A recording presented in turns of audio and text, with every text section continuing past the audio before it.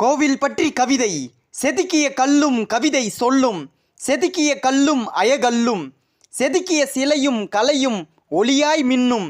அர்ச்சனை முன்னே வணங்கிடும் கண்ணே, அகலேற்றும் பெண்ணே, இது கோவில் நிறைந்த மண்ணே.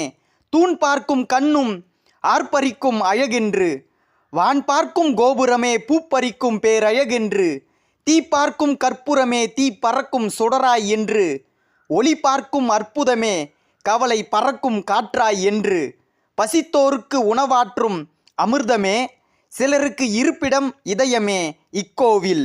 வரவேற்கும் அரிசி கோலங்களே, அது சித்தெரும்புக்கு உணவுக்கூடங்களே, மணி ஓசை ஒலிக்கும் தினங்களே, மல்லிப்பூ கடை மணங்களே, இருமணம் இணையும் திருமணங்களே, கடைவீதி வை சொல்லும் வண்ணமாய் மின்னும் திருவியாக்களே.